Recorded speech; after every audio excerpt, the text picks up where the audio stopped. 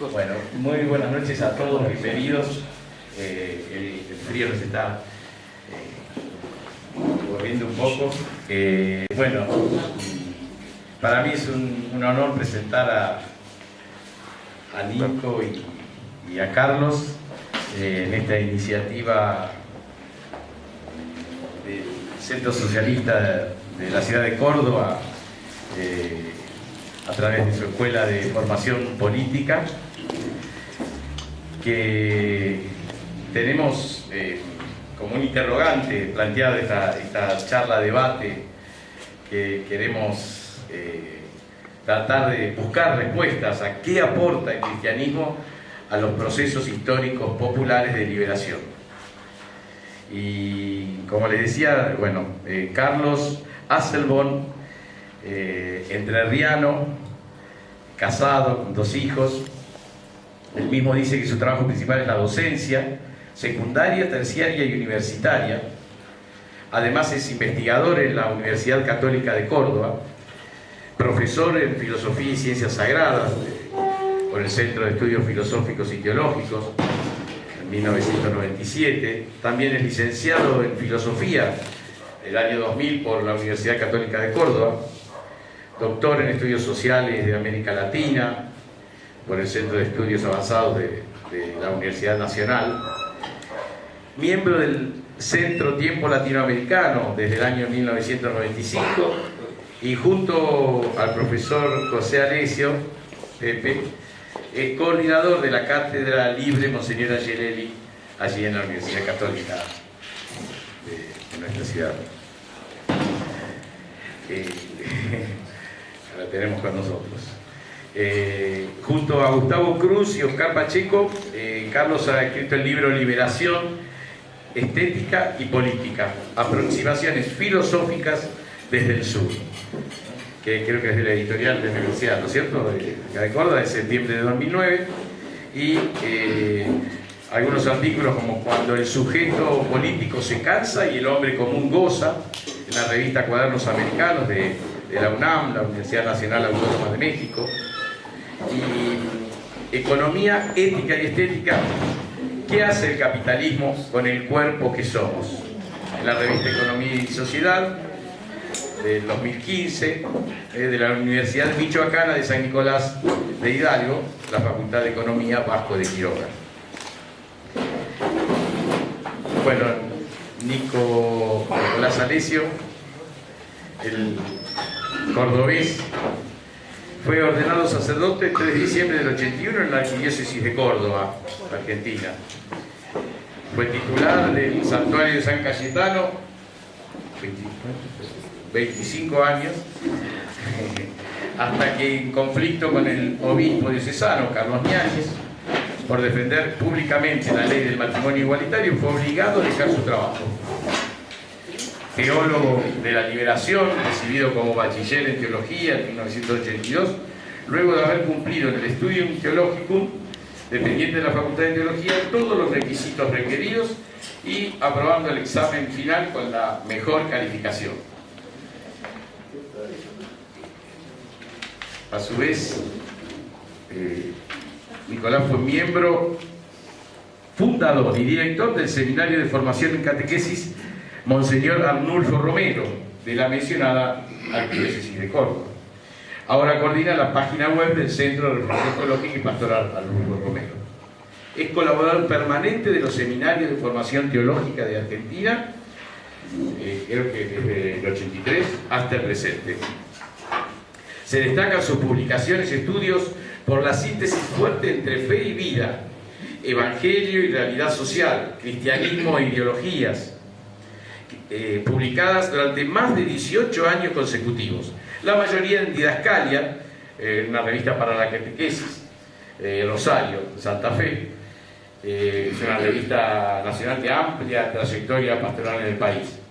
También en la revista Tiempo Latinoamericano, acá de Córdoba, revista de contenido social, religioso y político, y en la revista Nueva Tierra de Buenos Aires, y otras publicaciones también con alto contenido crítico y popular. Por ejemplo, Buena Noticia para los Excluidos, Vía Crucis de Resurrección, de la editorial Cura Brochero, de acá de Córdoba, Tras las huellas del Nazareno, reflexiones sobre la vida de Madre Tránsito Cabanillas, de la misma editorial. Vayan y vean, Panes y Tesis, reflexiones previas al 10º Congreso Eucarístico Nacional, Una mirada hacia la mar, la vida de Madre Francisca Rubato, Todo hombre es mi hermano, encuentros de reflexión sobre Enrique Angelelli, mártir. Las anteriores eran todas de la editorial Cura Brochero, esta última es de la editorial Julio Rojas, también de acá de Córdoba. Participa del elenco de la quinta minga de revistas latinoamericanas que trabaja con la Comisión Teológica Latinoamericana de la ACET. También se ha desempeñado como asesor en la Cámara de Diputados del Congreso Nacional Argentino en 2009 y 2010, en la Comisión de Educación, y actualmente se desempeña como asistente legislativo en el Consejo Deliberante de la Ciudad de Córdoba, en el bloque del movimiento AD. Bueno, ahora ya los dejo con ellos. Vayan pensando, después vamos a tener un espacio para preguntas. Entonces, bueno, no sé si me las quieren acercar a través de un papelito o, bueno, en todo caso se pueden plantear en el momento. Ya vamos a ver el tiempo que nos queda, ¿no? Bien, gracias.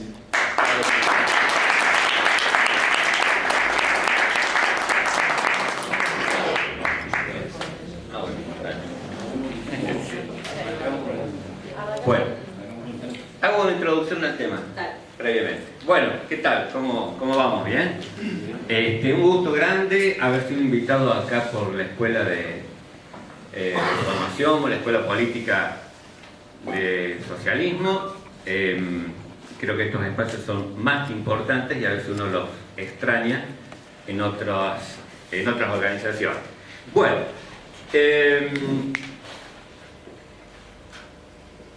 casualmente esta semana se cumplió un aniversario de la muerte de Benedetti, así que vamos a empezar con un poema de él que creo yo nos va a ayudar a lo que a mí me parece tiene que ver con lo que nos planteamos en esta charla, que es los aportes del cristianismo a los movimientos populares, liberadores, revolucionarios de América Latina, en América Latina. La poesía de Benedetti, seguramente ustedes la conocen, es ¿Por qué cantamos?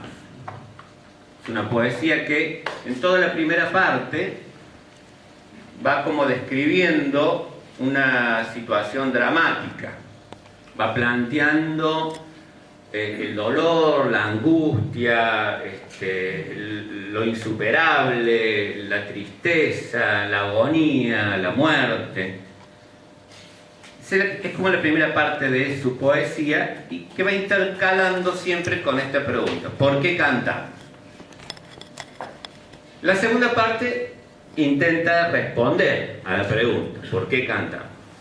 A mí me parece que la primera parte, que describe la situación de dificultad, de drama, de agonía, de angustia, es muy similar a la que estamos viviendo en estos momentos en todo el continente latinoamericano y en particular en nuestra patria.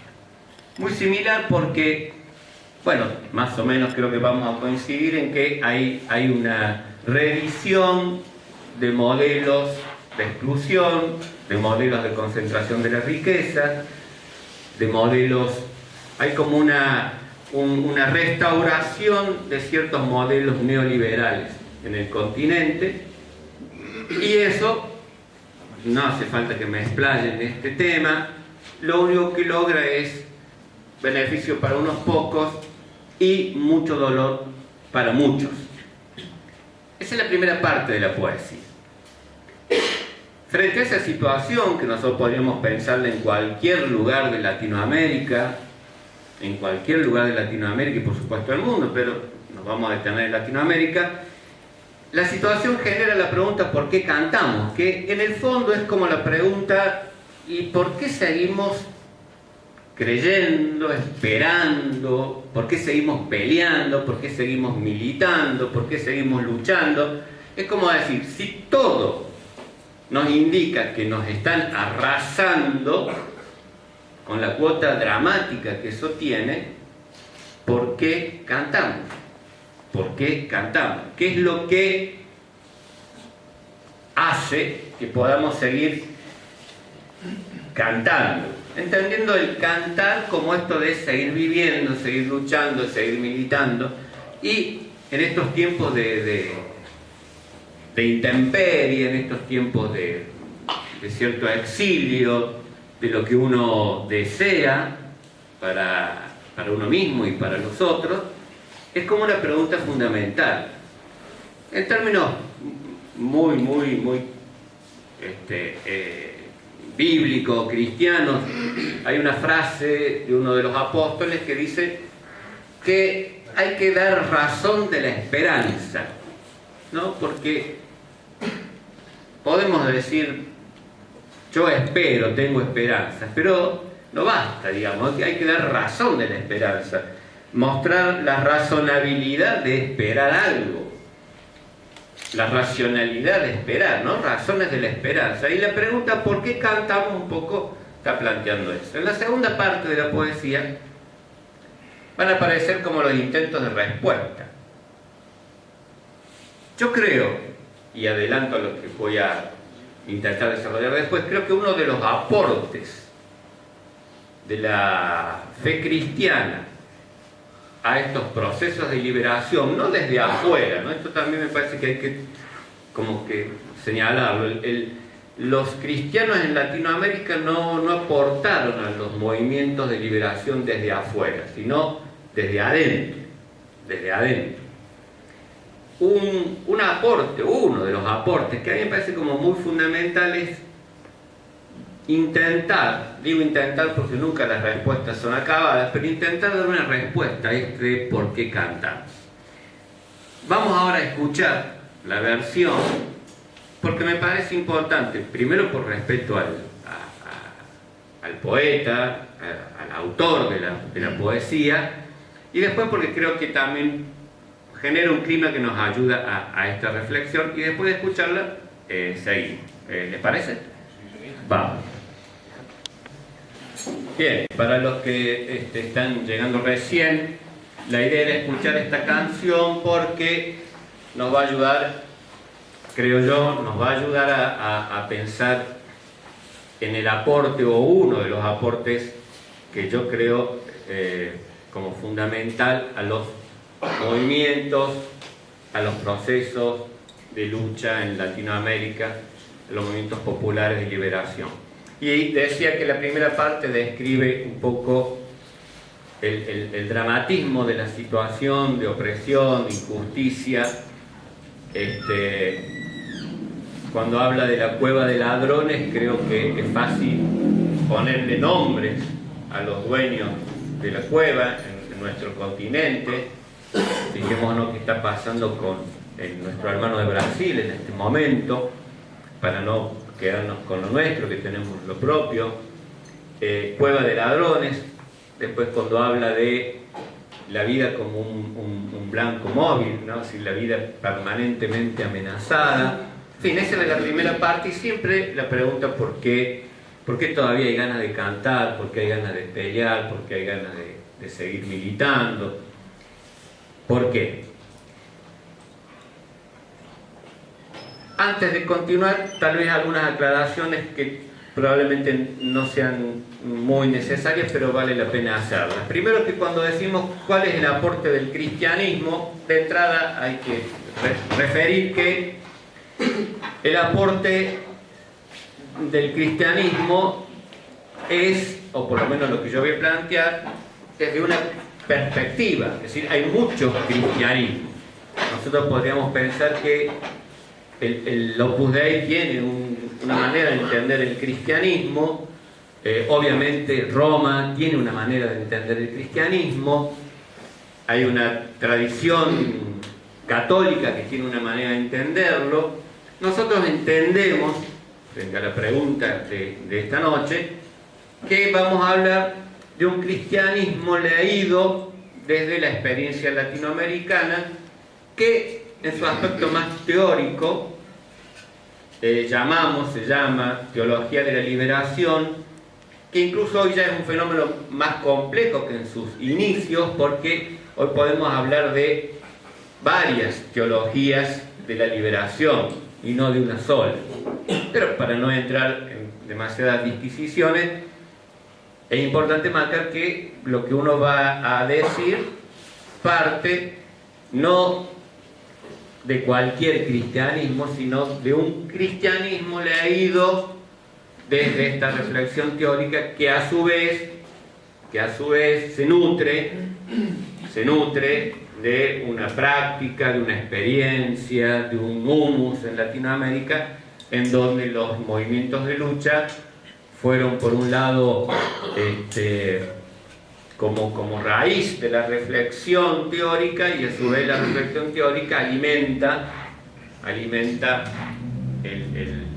la práctica de transformación. Por otro lado, hay que decir que ya lo había advertido antes, cuando hablamos que el cristianismo aporta, no lo hace desde este cristianismo, no lo hace desde afuera, sino que lo hace como impregnando desde adentro, valga la redundancia, los movimientos que fueron movimientos liberadores en América Latina. Bien desde adentro, al punto tal que, por decirlo así, en el campo de batalla, en el terreno de la lucha, la confluencia entre un militante político, un líder revolucionario, un campesino y un militante cristiano y a lo mejor un especialista en pedagogía, se encontraban en el campo de lucha, formando como una unidad. Quiero decir que este aporte del cristianismo no es como alguien que mira lo que está pasando desde afuera y desde afuera va ofreciendo algo, sino que los cristianos en América Latina fueron parte de estos movimientos de liberación, de estos movimientos transformadores, bien desde adentro. También podríamos aclarar que los aportes se dan como en muy diversos terrenos, por eso que la charla podría ser muy amplia, muy grande. Hay aportes que se hacen en el terreno de lo social. En el terreno de lo social, quizás el aporte específico de este cristianismo fue poder plantear el tema de la pobreza no como un hecho dado, un hecho inevitable, un hecho peor todavía, como una voluntad de Dios, como si lo que sucede fuera algo natural, sino al contrario, poder plantear. Obviamente esto no solo lo plantea esta corriente cristiana, se plantea en muy diversos lugares, pero esto fue un aporte de lo social importante, teniendo en cuenta la cultura Latinoamérica, que está muy impregnada, digamos, de lo cristiano católico, también lo cristiano evangélico, pero más fuertemente lo cristiano católico. Por lo tanto, el aporte vía lo religioso en este terreno de lo social es como fundamental, porque va tocando resortes que pertenecen a una cultura religiosa. En el aporte teórico, creo que el aporte teórico fue poder, recién hice mención, poder ofrecer a todo este proceso, a todo este clamor popular que se traduce en acciones, en organización, en enfrentamiento, en lucha, poder ofrecer un marco teórico que para nosotros fue y sigue siendo la teología de la liberación, con su padre, Gustavo Gutiérrez, el peruano, que fue como el primero en hacer una síntesis, en hacer en sistematizar todo lo que se venía reflexionando en las comunidades y también en otros lugares eclesiales en este caso. Otro aporte importante tiene que ver con el planteo de los grandes desafíos que tienen que ver con el proyecto, es decir, los movimientos populares de liberación, hacia dónde van, cuál es el proyecto, cuál es la meta, cuál es el horizonte. También el cristianismo en esto pudo aportar una mirada crítica porque a veces es muy fácil, yo recuerdo esto con lo que fue la revolución nicaragüense. Cuando toma el poder el sandinismo, me acuerdo que discutiendo con algunos compañeros decían, bueno, el reino de Dios, que es como la gran utopía, ha llegado a Latinoamérica. Como decir, bueno, el reino de Dios, es decir, estoy usando términos muy de la tradición teológica cristiana, después vamos a hacer preguntas para poder aclarar, si hiciera falta aclarar algo. Pero era como que había llegado el fin de la historia, pero no el fin de la historia que plantean los imperios, sino el fin de la historia que plantean los revolucionarios. Y el cristianismo siempre aporta una cuota crítica, es decir, ese fin de la historia nunca es fin de la historia. Es decir, nunca llegamos a... ¿Por qué? Porque siempre hay un plus, siempre hay algo más. Y me acuerdo que esto lo discutí con el querido Puig Jané, el fraile, que para él ya estaba. Con la revolución nicaragüense ya habíamos logrado todo. Y decimos que no, bueno, discusión entre amigos, pero digo, el cristianismo de liberación aporta a esto del proyecto una mirada crítica que nos permite siempre estar atentos, porque el enemigo es muy poderoso, a no retroceder y a siempre pensar en un poco más.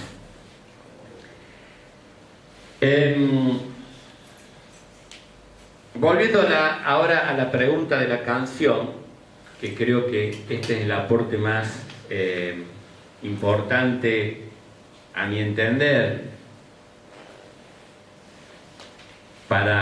como aporte del cristianismo a estos movimientos de liberación, el por qué cantamos, esta cuestión de dar razón de la esperanza. Y acá entramos en un tema complicado, que es el tema martirial. El tema martirial. Hay una mirada del martirio, de los que dan su vida, entregan su sangre por una causa, que por supuesto hace del mártir como alguien que casi por defender la integridad de una idea muere. Para nosotros el mártir no defiende la integridad de una idea, sino que defiende la vida de otros. Y muere porque defiende la vida de otros. Entonces, en nuestra visión, el martirio, que nunca es querido por sí mismo, nadie quiere que haya mártires, porque nadie quiere ni el dolor del mártir, ni el dolor contra el cual lucha el mártir. Decía que, volviendo a la canción, la pregunta ¿por qué cantamos? Nos hace descubrir cómo el cristianismo, leído desde lo que yo decía, desde una teología particular, no el cristianismo entendido desde Roma, aporta el sentido de no morir en vano. No morir en vano. En toda Latinoamérica resuenan nuestros mártires. Angelelli, por supuesto, Mujica, Monseñor Romero. Estoy nombrando los mártires propiamente cristianos, propiamente de la Iglesia, pero hay mártires no solo, ni mucho menos, en la Iglesia, sino en estos movimientos populares. Es decir, hay un continente que ha sufrido y sufre la violencia despiadada, como describe la canción, de los que hacen de la vida un blanco móvil.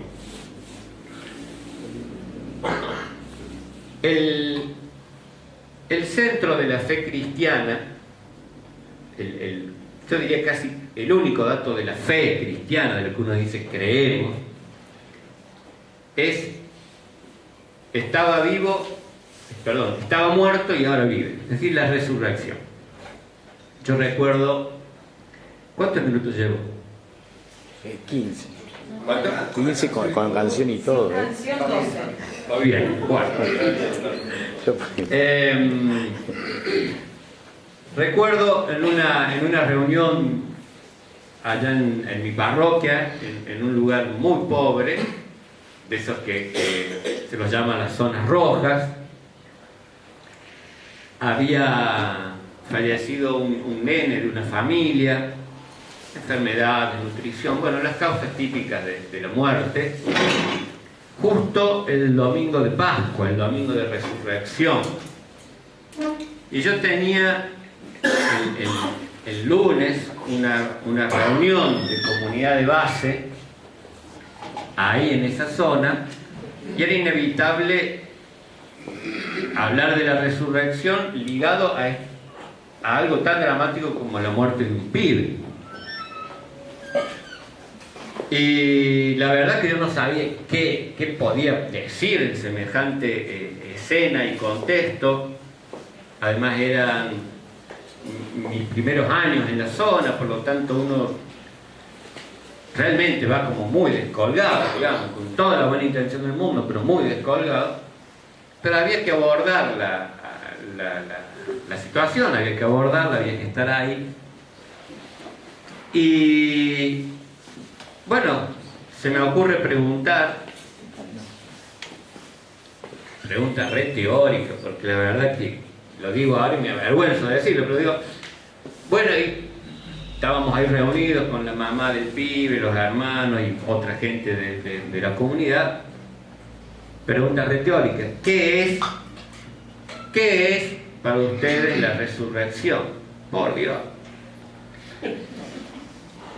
¿Cómo semejante pregunta en semejante contexto?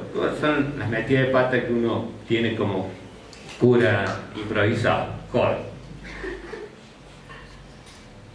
Y la mamá del pibe que había muerto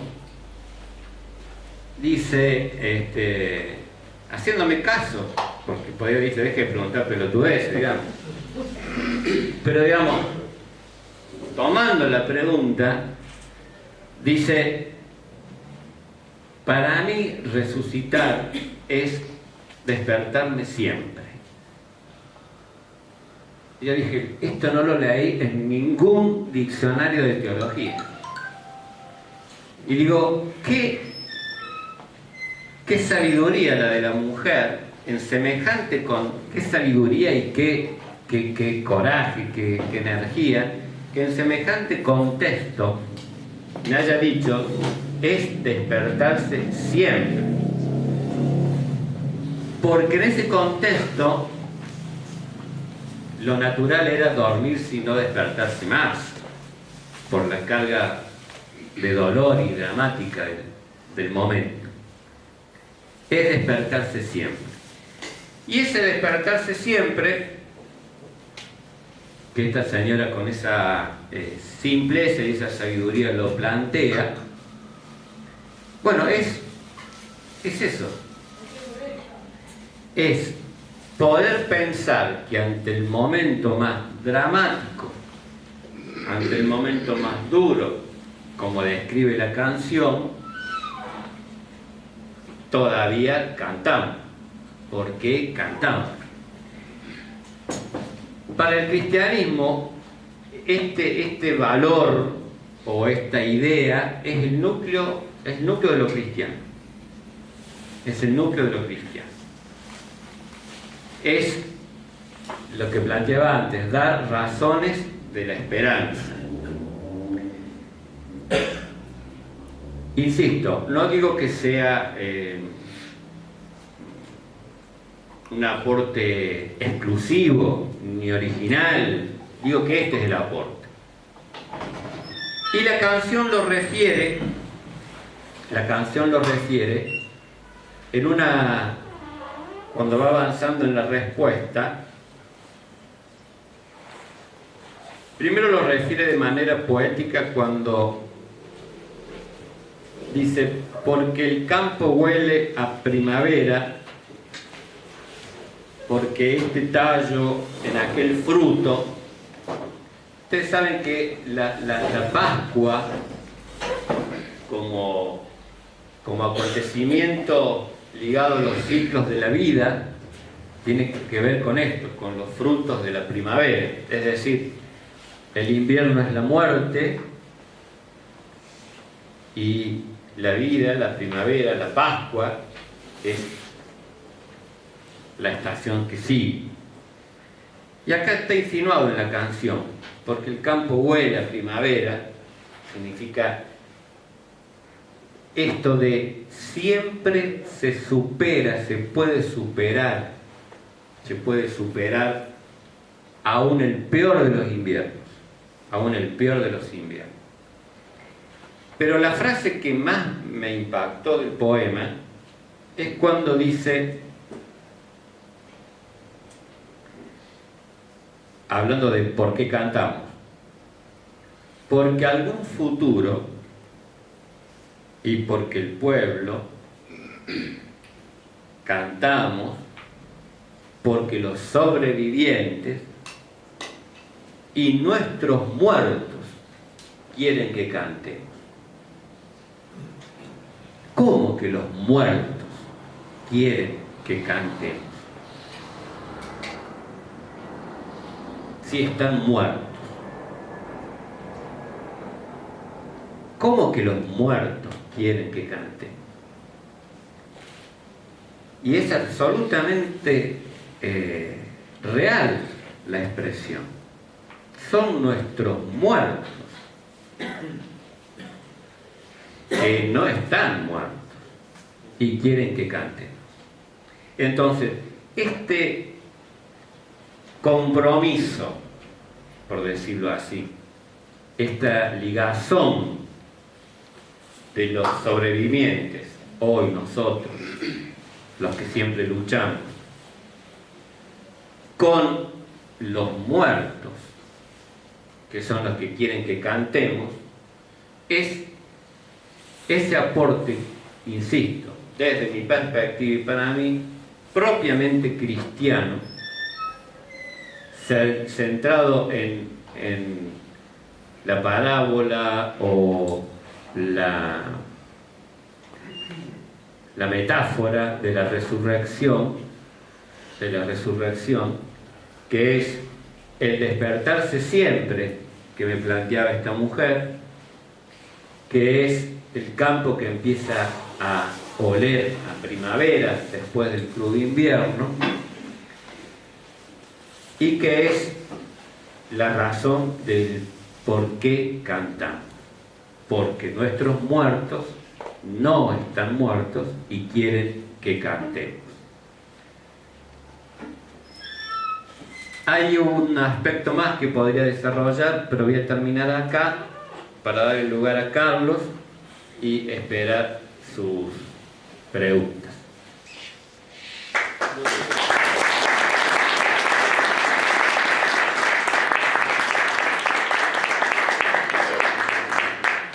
Buenas noches. Gracias por la invitación.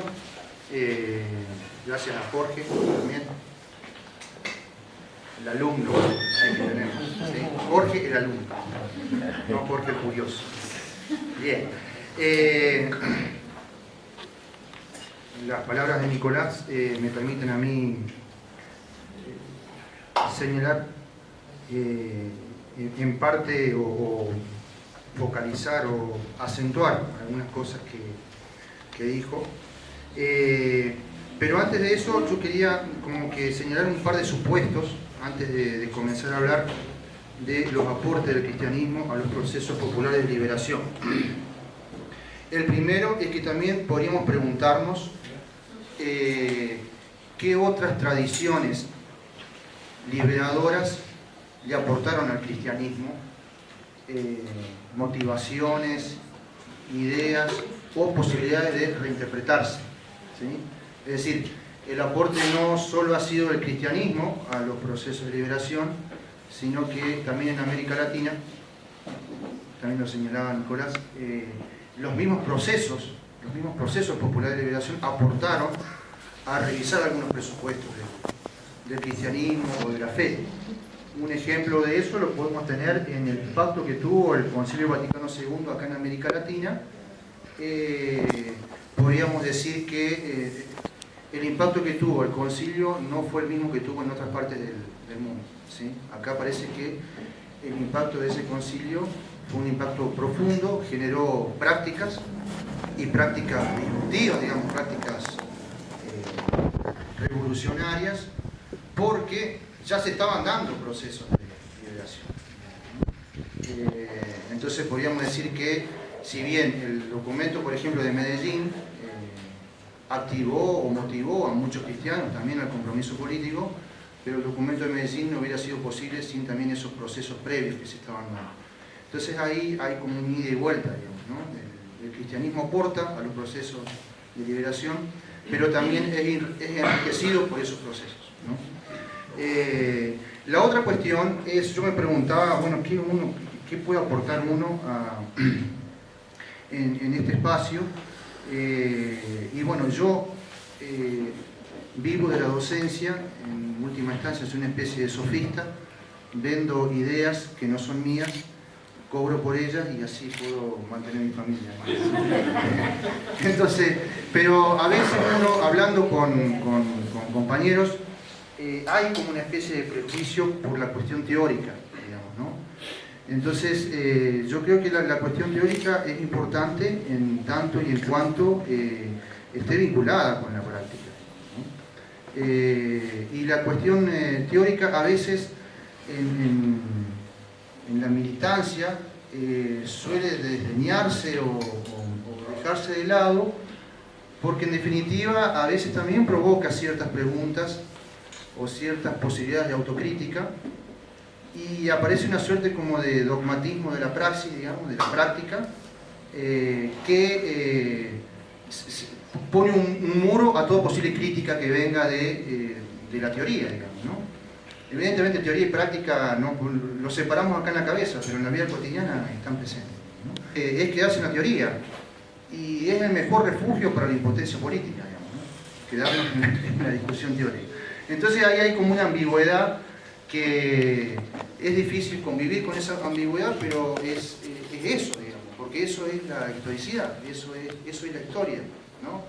Una mezcla de prácticas atravesadas también por ideas que motivan, ideas que se reformulan a través de las prácticas, digamos, ¿no? Entonces yo celebro este espacio, porque me parece que también son espacios en donde compañeros, compañeras, militantes se encuentran a objetivar un poco lo que se hace, ¿no?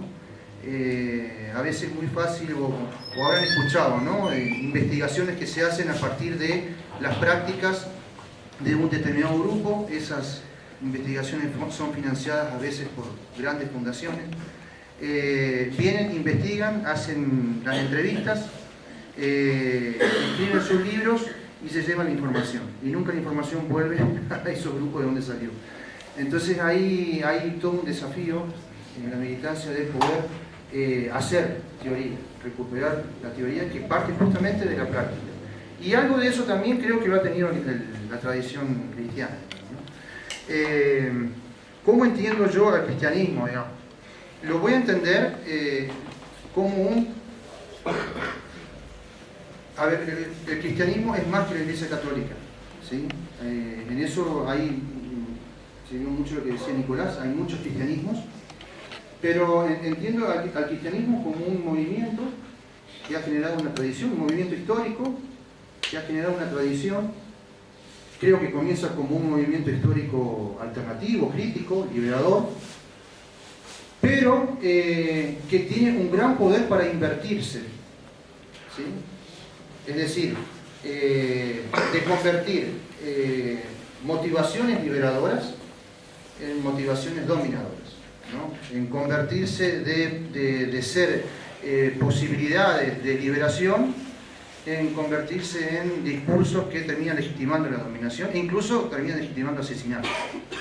Entonces, como movimiento histórico, es un movimiento poderosísimo en el sentido de que justamente está ligado a la historicidad, a la praxis, ¿no? A la historia de los pueblos, pero tiene esa ambigüedad, ¿no? Esa paradoja, esa contradicción en el mismo seno del cristianismo, digamos, ¿no?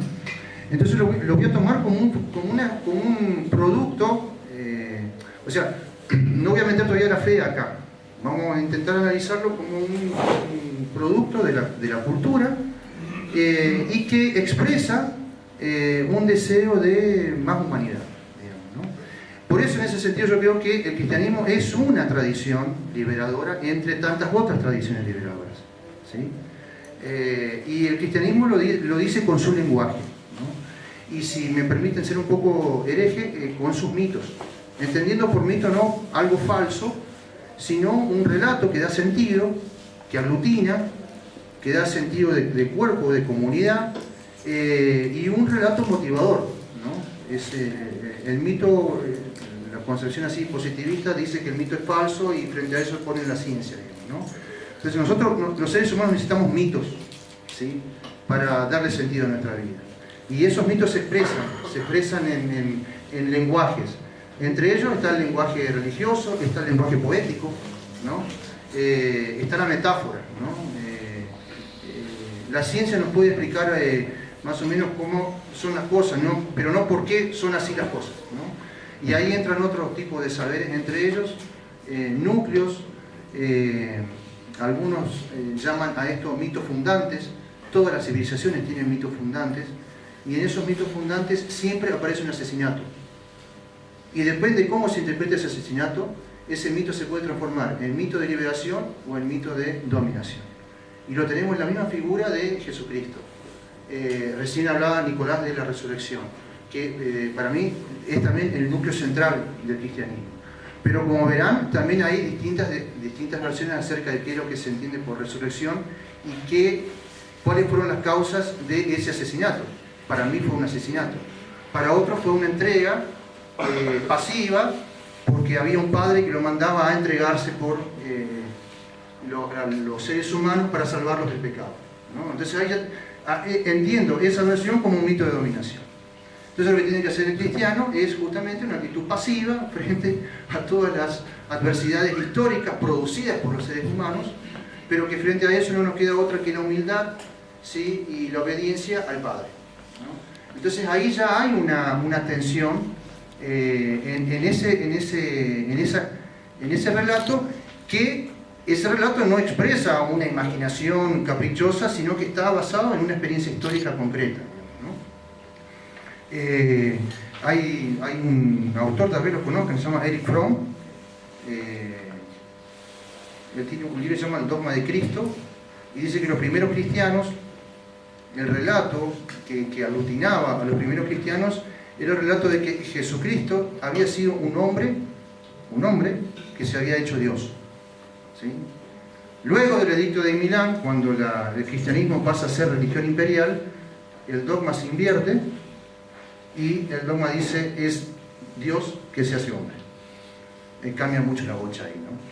Entonces, es una interpretación, pero una interpretación por un tipo que no viene de la tradición cristiana, o sea, hay la cuestión de la fe, digamos, no me quiero meter en esa cuestión todavía, después en el debate nos podemos pelear, digamos, pero en ese sentido planteo de que el cristianismo expresa una motivación liberadora, digamos, un deseo de liberación, ¿no?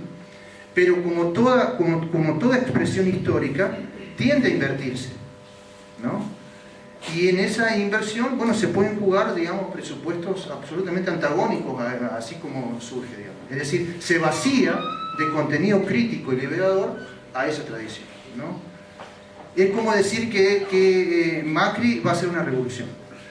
Bueno, está vaciando el contenido de la revolución, ¿no? Entonces ahí, bueno, en eso es experta la derecha, ¿no? En robar mitos de emancipación y transformarlos en mitos de dominación, en relatos de dominación, ¿no? Entonces ahí entiendo, en principio, bueno, soy creyente, sí, pero lo que a mí me preocupa es, desde una identidad presuntamente cristiana, cómo uno puede aportar en la construcción, incluso también en la reflexión de alternativas liberadoras con compañeros y compañeras que vienen de otras tradiciones. Entonces, como que uno intenta tener como un lenguaje común, un aire de familia común, en la cual uno comparte motivaciones y un deseo, ¿no? Se comparte el deseo de querer ser más humano, ¿sí? Y más humanidad para todos, especialmente para los que son víctimas de los sistemas de organización social, ¿no? Diversos sistemas de organización social, de lo más micro a lo más macro, digamos, ¿no? Entonces, desde ese presupuesto, digamos, me paro, digamos, para hablar de los aportes del cristianismo. Como les decía, suele entenderse al cristianismo, incluso desde la teología de liberación, como un núcleo ético alternativo a la moral vigente de los sistemas de dominación, ¿no? Hay una clásica distinción ahí entre ética y moral. La moral, digamos, podría ser los valores vividos históricamente, y la ética sería como una especie de reflexión acerca de esos valores que dan sentido a nuestra vida, una reflexión de corte más teórico, digamos, ¿no? De todos modos, podríamos entender al cristianismo como una tradición, vuelvo a repetir, en la interpretación, digamos, del cristianismo como producto cultural, podríamos entenderlo como un núcleo ético crítico y alternativo y liberador, digamos, ¿no? Ahora, yo creo que ahí esa es parte, digamos, del núcleo mítico, crítico, digamos, del cristianismo. Creo que también el cristianismo es una estética, ¿sí? Entendiendo por estética no el arte o la cosmética, lo que estamos habituados a ver o a consumir, sino que estética como teoría de la sensibilidad, ¿no? El cristianismo es una propuesta de una nueva sensibilidad, ¿no? Y una sensibilidad cercana a los que más sufren, ¿sí? Y esa sensibilidad es previa a los criterios racionales éticos con los cuales nosotros pensamos nuestras prácticas.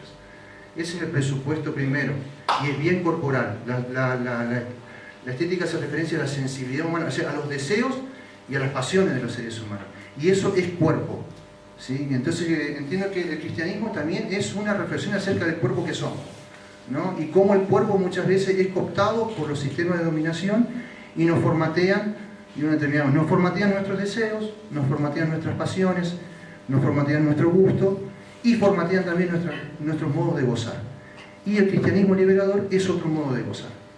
El modo de gozar que proponen los sistemas de dominación, llámesele capitalismo, patriarcalismo o el nombre que ustedes quieran, ¿sí? El gozo siempre es destrucción del otro, ¿no? Y ahí entra como una especie de sadomasoquismo, ¿no? Yo gozo porque el otro no puede gozar, o yo gozo porque el otro sufre, ¿sí? Entiendo el cristianismo como una sensibilidad que permite gozar de otra manera, gozar con otros, ¿no? Y eso es un poco la idea de comunidad, ¿no?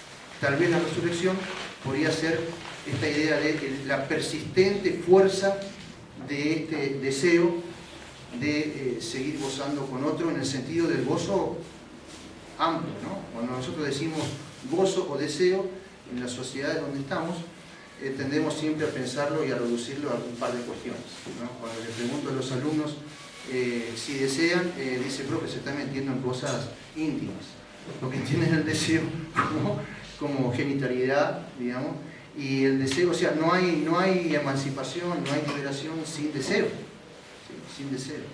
Y ahí hay una tradición, y el cristianismo se mete en el deseo. Por eso ha sido una tradición tan fuerte y tan milenaria, ¿no? Porque se ha metido en el deseo. El problema es que la derecha también se mete en el deseo. ¿Sí? Más que se ha metido en el deseo. Y ahí está el problema, ¿no? Entonces, cuando nosotros hablamos de ¿qué aporta el cristianismo a los procesos de liberación? Pensando en Argentina, ¿qué aportaría el cristianismo? Otro deseo, disputarle el deseo, ¿no?, a otros formatos políticos, disputarle el deseo de otro mundo posible, ¿no? Y este deseo tiene que ver también con este tema de la resurrección, ¿no? La muerte no tiene la última palabra, hay algo más allá del fracaso, la frustración, la impotencia, y eso moviliza, eso es rutina, ¿sí? Y aparte el deseo de comer con otros y tomar un buen vino, ¿no? Que tiene que ver con el deseo, tiene que ver bien con lo corporal.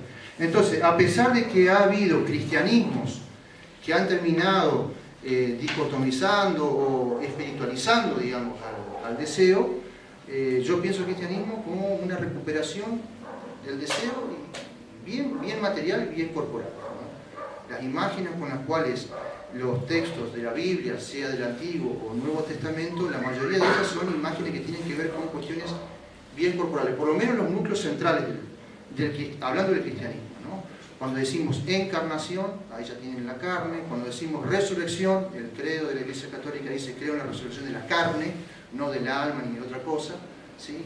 Y el horizonte utópico del cual hablaba Nicolás, el reino de Dios nunca es definido en términos de fórmula ni de plan de lucha, sino como una metáfora que dice una mesa grande donde vamos a estar todos comiendo, ¿sí? Yo preferiría un buen asado, no muy quemado, y es más, que cuando lo pinches diga mu, pero para mí el reino de Dios con todos los amigos, ¿sí? Así que, entonces, en ese sentido, creo que podemos poner al cristianismo como una de las tantas tradiciones liberadoras a lo largo de la historia, como lo puede ser el socialismo, ¿sí?, o como lo pueden ser otros formatos políticos, ¿no? En ese sentido encuentro ligazón entre la tradición cristiana y la tradición socialista. No quiero decir otras para no generar conflicto. Pero digo, hay ahí, se dan cuenta, hay en las mismas tradiciones, en esas mismas tradiciones ustedes... A ver, en la misma tradición socialista podemos ver que hay procesos también de inversión, ¿no? De los presupuestos, de los criterios fundamentales, digamos, ¿no?, de esa motivación, ¿no? Y cómo a lo largo de la historia, cuando se van institucionalizando, se van también invirtiendo, ¿no? En ese sentido, los profetas del Antiguo Testamento hablaban de los ídolos, ¿no?, de los ídolos o de la idolatría, ¿no? Entonces, para marcar, yo voy a marcar 4 aportes que creo que están presentes en este cristianismo liberador, ¿sí? El primero de ellos, creo que la tradición, vamos a decir la tradición judeo-cristiana, uno de los aportes es la idea de que existe, es la posibilidad en el ser humano de interpelar la ley, ¿sí? Hay una frase en el Evangelio, no me acuerdo cuál, pero dice: el sábado ha sido hecho para el hombre y no el hombre para el sábado. El sábado es la ley. Cuando digo ley, no digo solo el derecho que está escrito, ¿no?, en los libros de las leyes o la Constitución, sino todo lo que tiene que ver con un modo de legitimar modos de organización social.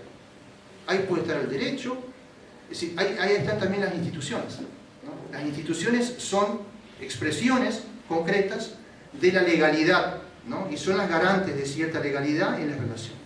Familia, Estado, escuela, mercado, ¿no?, son legalidad. Y esas legalidades son producidas por los seres humanos, ¿sí? Lo que ocurre es que en el transcurso histórico de esas legalidades, de esas instituciones se invierten, ¿sí?, y terminan apareciendo como dioses, digamos, se sacralizan, podríamos decir, en el lenguaje religioso, ¿no? Marx decía de esto el fetichismo, nada más que hablaba de la mercancía. En este caso, hablamos de un fetichismo de las instituciones. Hay una lógica en las instituciones, ¿sí? Bueno, Nicolás lo ha sufrido en carne propia, ¿sí? Hay una lógica en las instituciones que se invierten, ¿sí? Supuestamente son, hay una definición de instituciones que dice lo siguiente, son, que es terrible la definición, soluciones permanentes para problemas permanentes, ¿sí? Y ahí está la trampa, no en soluciones, sino en que sean permanentes, ¿sí? Porque si son permanentes no hay posibilidad de crítica. Entonces ese es el grado máximo de fetichización. Entonces, en nombre de la institución, nosotros debemos hacer, o sea, la institución, el artefacto, el producto hecho por nosotros, en el lenguaje bíblico, profético, el ídolo, nosotros hemos hecho al Dios, ¿sí?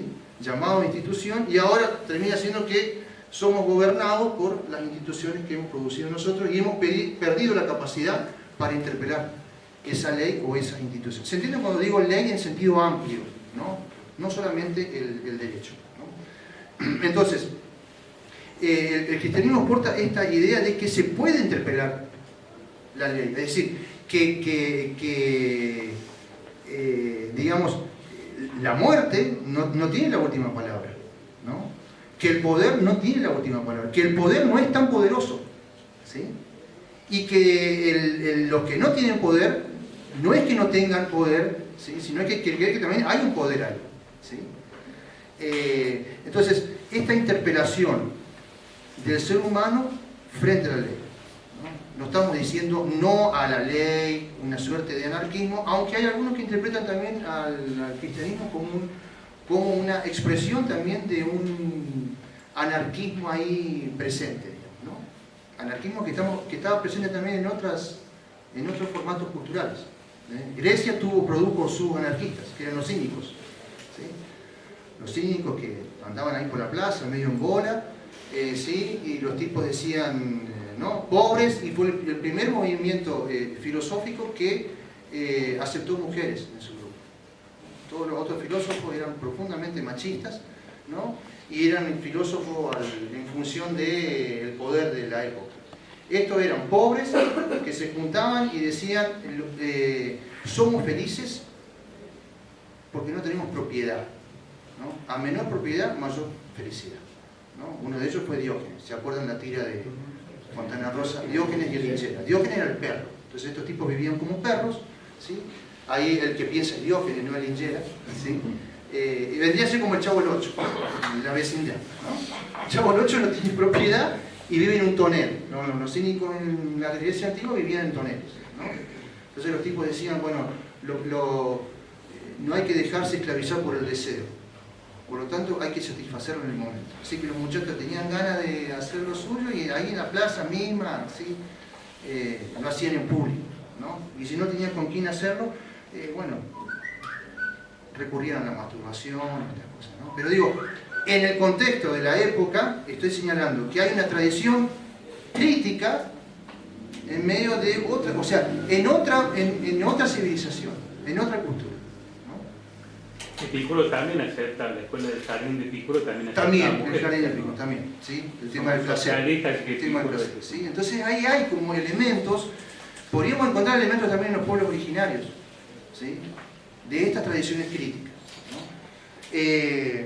Digo esto para a veces no caer en la tentación de presentar al cristianismo como la expresión más acabada, ¿sí? de una motivación liberadora o emancipatoria, ¿no? Hay expresiones en otras culturas también.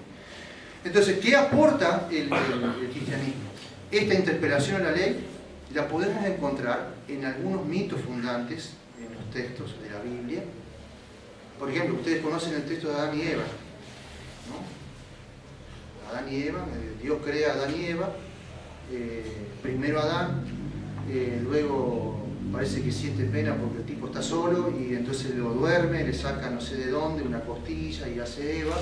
Pero, ¿qué dice? Hay dos relatos ahí, ¿no? No me quiero meter en esa cuestión. Pero básicamente nosotros hemos escuchado desde chicos de que Dios expulsó a Adán y Eva del paraíso porque comieron del fruto prohibido, ¿no? Se ve que el tipo dijo, morfen de todo esto menos de este árbol, ¿no? Y aparece la serpiente y le dice, miren, si ustedes van a comer de esto, van a ser como él. En realidad estaba diciendo la verdad, van a ser como él si comen, ¿sí? Lo que no les dijo la serpiente es que si comían la historia iba a cambiar, ¿no? O sea, le dijo parte de la verdad, ¿no? La interpretación clásica, por eso digo el tema de cómo se puede interpretar este relato que da sentido a un determinado grupo humano en un determinado momento histórico, cómo se puede invertir, ¿sí? Desde la tradición cristiana, a mí por ejemplo cuando iba a la catequesis de primera comunión me habían dicho de que el pecado había entrado por Eva, ¿no? Y ahí empezó el pecado original y que uno tenía que prepararse para la comunión y que tenía que sacar esa manchita, ¿sí? Que en realidad no iba a salir nunca, pero que había que fregarla cada 2 por 3 en el confesionario, ¿no? Tratar de, y no salía ni con lavandina, ¿no? Entonces el pecado original había entrado por una mujer, ¿no? En realidad hay interpretaciones también que dicen que en realidad ese no es el pecado original, ¿no? En realidad, el comer el fruto prohibido es la interpelación a la ley. ¿Sí? Es la interpelación a la ley de un Dios un tanto déspota, ¿sí? Que se le ocurre que pueden comer de todos los árboles menos de ese, ¿no? Entonces ahí hay una interpelación, y la interpelación la hace Eva, ¿sí? Es decir, la que nos enseña a interpelar a la ley es la mujer. Cambia la bocha, porque nosotros siempre nos dijeron que por la mujer había entrado el pecado al mundo, ¿no? Y en realidad el pecado original es el asesinato de Abel en manos de Caín, que en realidad el pecado original es el asesinato del hermano. Fíjense, en el relato del Génesis había una ley que decía no pueden comer de este árbol, y en el asesinato de Caín, el asesino Caín, ¿sí? No había ley. No se decía que no se podía matar a otro, ¿no? ¿Se entiende la diferencia? Hay una interpretación. Entonces, el comer el fruto prohibido no es la caída, sino que es una subida, ¿no? Es el ser humano por encima de la ley. Y lo que es el pecado original es el asesinato del hermano. Asesinato que después se va a replicar y va a llegar al sumo, digamos, dentro de la tradición cristiana, con el asesinato del subversivo Jesús de Nazaret. Entonces, ¿cómo se entienda ese asesinato? ¿Sí? También supone, en la medida en que nosotros entendamos ese asesinato como asesinato, ¿sí? Y no como sacrificio, vamos a poder todavía mantener la fuerza liberadora, ¿sí? De ese relato que nos da motivaciones para seguir cantando, ¿sí? Hay otros relatos donde también podríamos hacer esa idea de que hay una lógica que se invierte, ¿no?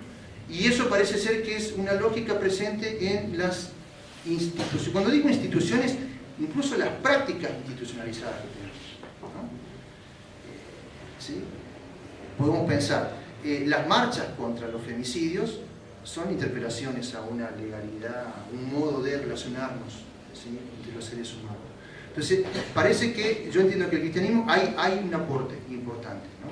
Esta idea de que hay una interpelación a la ley. No así, por ejemplo, en la tradición griega. En la tradición griega hay muy poca interpelación a la ley, hay obediencia a la ley. Y el que la transgrede es castigado, ¿sí? Y tiene un castigo eterno, ¿sí? Y ahí termina. Y el que agrede la ley es tachado de soberbio, ¿no? Comete el pecado de la jibria, el orgullo, ¿no?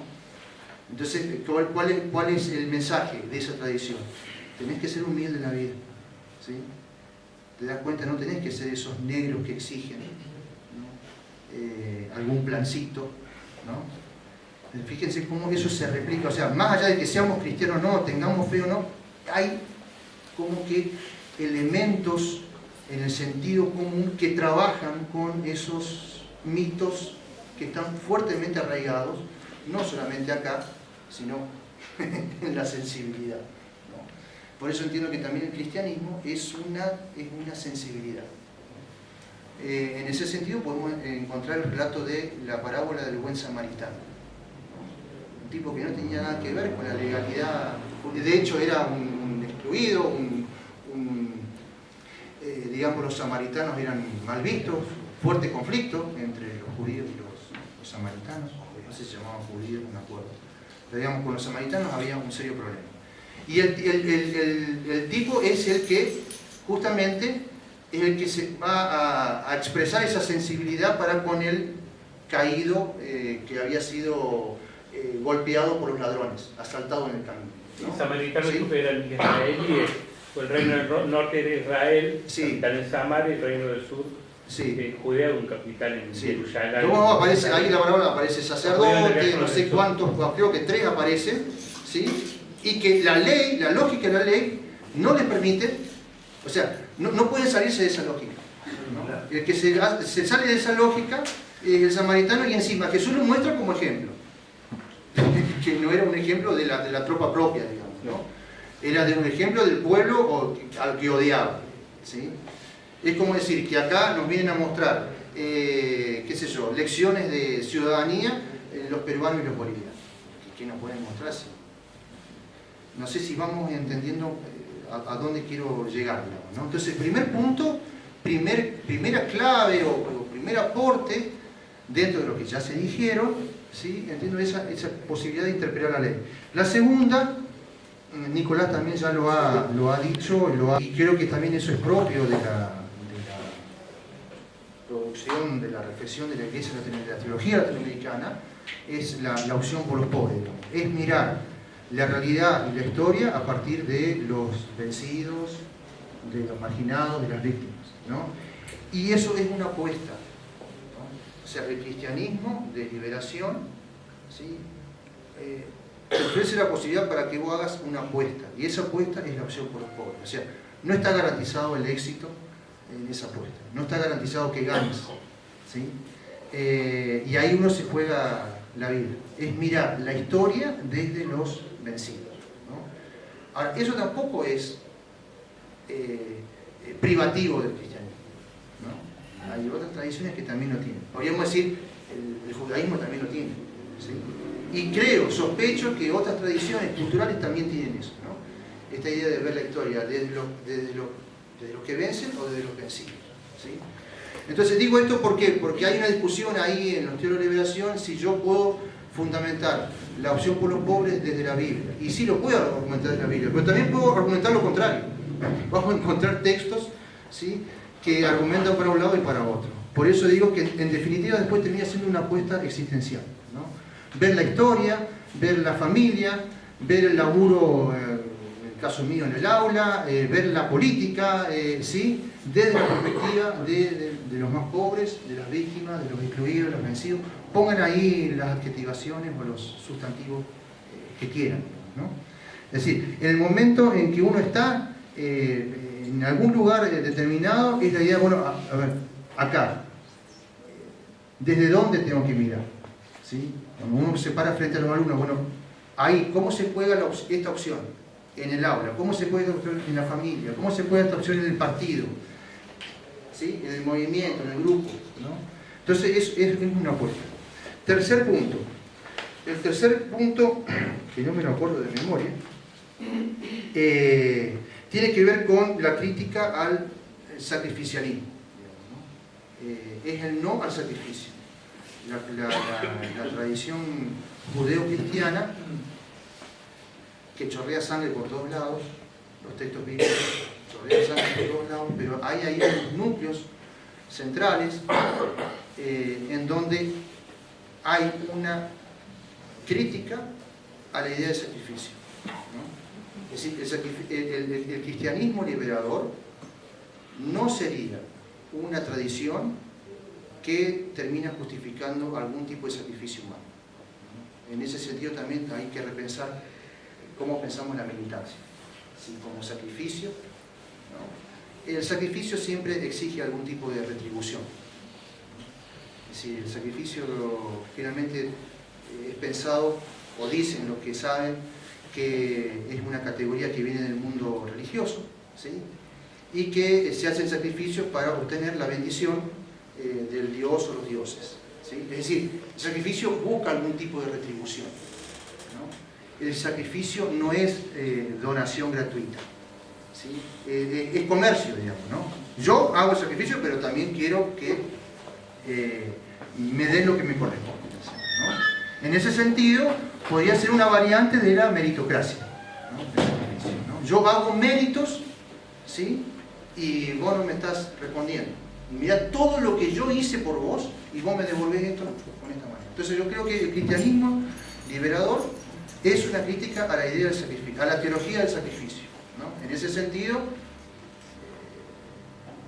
los que tenemos kilos de catequesis encima nos han enseñado que Jesús fue el que se sacrificó por nosotros y vos, imbécil,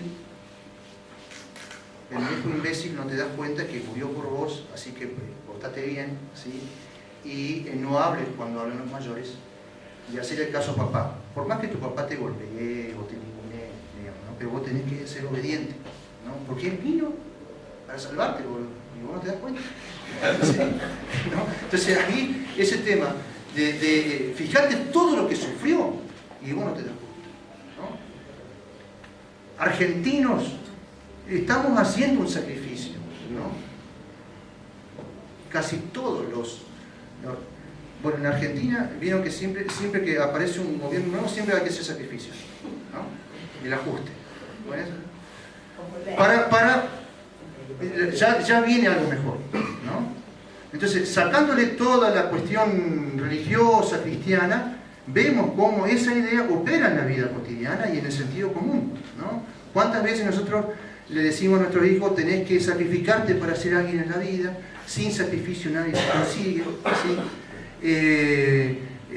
Por eso están los vagos, que no quieren laburar y no quieren sacrificarse, ¿no? Entonces, el sacrificio como teología, como ideología, podríamos decir, es una ideología que lubrica procesos de dominación. Y creo yo, que es mi humilde perspectiva, que creo que la tradición judeocristiana es una crítica a la idea de sacrificio, ¿no? Entre ellos podemos nombrar a un personaje central en el Antiguo Testamento que es Abraham, ¿no? Nosotros nos enseñaron que Abraham es el padre de la fe porque estuvo dispuesto a matar a su hijo. Sí, porque Dios se lo pedía, ¿no? Es terrible eso, ¿no? Es terrible. Entonces, ahí hay una cuestión exegética de algunos agregados en el texto, ¿sí? Siempre hay una coma, un punto y coma, un punto, ¿no? Donde por ahí el relato puede cambiar, ¿no? O como estábamos una vez en Villa Allende, una señora leyendo el Evangelio y dijo una tarde con María en Cana, ¿sí? Leía los subtítulos, ¿sí? No, en Caná. El acento puede cambiar mucho, ¿no? Una tarde con María. Bien. Entonces, hay unos agregados, pero palabras más, palabras menos. Abraham e Isaac suben al monte, su hijo Isaac sube al monte como padre e hijo. Y allá arriba pasa algo que dice que no hacen los sacrificios humanos, ¿sí? Según dicen los historiadores bíblicos, que es el momento en el cual el pueblo de Israel prohíbe los sacrificios humanos, porque hasta ese momento se hacían sacrificios humanos en la tradición judía, ¿sí? Se admitían porque lo hacían todos los pueblos. En ese momento dicen no más sacrificios, ¿no? Entonces bajan ya no como padre e hijo, sino bajan como hermanos. Bueno, son núcleos. Digo, el mismo relato da para justificar el sacrificio, ¿sí? Porque ¿por qué es padre de la fe Abraham? Porque tuvo una predisposición a matar a su hijo, ¿no? Obediente, el padre de la fe, obediente. En cambio nosotros podríamos decir que Abraham también es el padre de la fe porque se animó a interpelar la ley en ese momento, que eran los sacrificios humanos, ¿sí? No sé si vamos a entender. O sea, una misma figura, ¿sí? Sirve para legitimar, motivar, ¿sí? Prácticas liberadoras o prácticas opresoras. Entonces, hay una fuerte crítica a la idea de sacrificio, que no es antisacrificio, porque el antisacrificio sigue estando en la lógica sacrificial, ¿no? En la Edad Media, los cristianos perseguían, o los primeros siglos también, se perseguían y se mataban a los judíos porque eran ellos los que habían sacrificado a Jesús. Entonces ellos, matando a los sacrificadores, ¿sí? Terminaban, digamos, salvándose. Entonces es una lógica que chorrea sangre por todas, una lógica asesina, la lógica sacrificial, ¿no? Digo esto porque en las militancias muchas veces la lógica sacrificial está muy presente allí. Queda ahí un interrogante, todo tiene... Bueno, fíjense, uno puede pensar lo que decía recién Nicolás del tema del martirologio, ¿no? El mismo lo señalaba, ¿no? No es un sacrificio que yo hago, ¿no? La muerte, el asesinato es consecuencia de una apuesta y de un deseo, ¿sí? El sacrificio siempre pide que te paguen, ¿sí? Que te devuelvan lo que vos pusiste, ¿no? Funciona con la lógica del mercado, del sacrificio. Y por último, que también Nicolás hacía referencia a eso, hay un horizonte, hay una propuesta de horizonte alternativo, ¿no? Que es la categoría reino de Dios, ¿no? Un horizonte utópico. Y en eso no tengo mucho más para agregar porque él mismo lo ha dicho, y lo ha dicho con un ejemplo cuando se refería a la revolución nicaragüense, esta idea de ese plus que decía Nicolás, ¿no? La utopía como un plus crítico, ¿no? Y esa idea de que en realidad el reino de Dios no se termina de completar, ¿no? Es un proyecto abierto.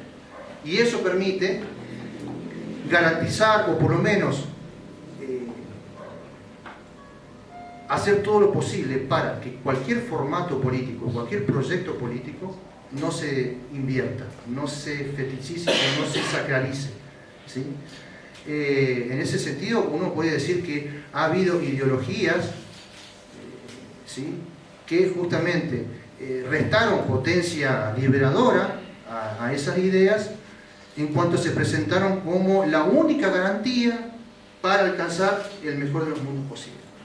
Llamarle socialismo, llamarle como que sociedad sin clase, etc., ¿no? Entonces justamente, ¿qué es lo que se sacraliza allí? Se sacraliza la mediación, ¿no? Que es el partido o la institución. Entonces la categoría del reino de Dios es la propuesta, digamos, es una condición para no caer en formatos cerrados, ¿sí? Es decir, es una especie de onda Trotsky, la revolución permanente, ¿no? No quiero comparar, no se podría comparar, digamos, uno desde una perspectiva, pero esta idea de que el proyecto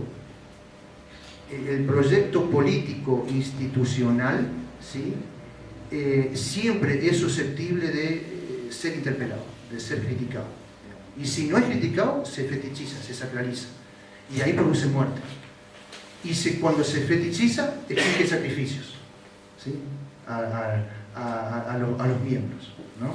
Entonces, ese reino de Dios es una sociedad igualitaria, es el banquete, digamos, ¿no? Y no es una idea abstracta, es bien concreta porque vuelve a recuperar la corporalidad humana, digamos, ¿no? El cuerpo que somos, ¿no? El cuerpo que... O sea, Jesús nos dice, y el reino de Dios estaremos todos en la mesa rezando rosario. No, dice morfando, tenemos un banquete, y un banquete es una fiesta, digamos, ¿no? Entonces ahí viene la metáfora, es bien corporal, digamos, ¿no? En ese sentido vuelvo a señalar la cuestión de la sensibilidad, ¿no? Es otra sensibilidad, ¿no? En ese banquete, por ejemplo, no habría angurrientos, ¿no? En ese banquete estaríamos preocupados para que todos la estén pasando bien, ¿sí? No habría alguien que te pase el brazo por acá las narices para sacarte el pedazo de asado, digamos, ¿no? Es otro tipo de relaciones que tiene que ver con la fraternidad. Ahora, ¿cuándo eso lo alcanzamos? Ese es un horizonte que nos permite a nosotros tomar conciencia de cuánto todavía nos falta humanizarnos en nuestra vida cotidiana, desde los micro hasta los más macro, ¿no? Entonces, la metáfora del banquete es la metáfora de la comida, de la fiesta, de la fraternidad. Había un filósofo cordobés que fue fundador también de la filosofía de la liberación, que se llamaba Osvaldo Ardiles, después muy olvidado, y en una de las charlas que lo escuchamos con otros amigos que estábamos ávidos de salirnos del idealismo platónico, nos habló de Jesús. Nosotros no entendíamos cómo un filósofo hablaba de Jesús. Y dijo una cosa interesante, dice, Jesús vino a enseñarnos a comer. Y a mí eso me quedó consciente. Jesús vino a enseñarnos a comer. Y con esa frase como que yo intento sintetizar lo que venía diciendo, ¿no? Enseñarnos a comer supone otro proyecto de sociedad, enseñarnos a comer supone otra manera de relacionarnos, enseñarnos a comer supone también satisfacer con dignidad nuestras necesidades básicas. Enseñarnos a comer no supone hacer méritos, sino compartir. Y creo que eso es parte del aporte de la tradición cristiana liberadora, ¿no? Que siempre corre el riesgo de invertirse. Así que ahí la cuestión de la interpelación a esas inversiones me parece que es un dato interesante para la militancia y para el quehacer cotidiano.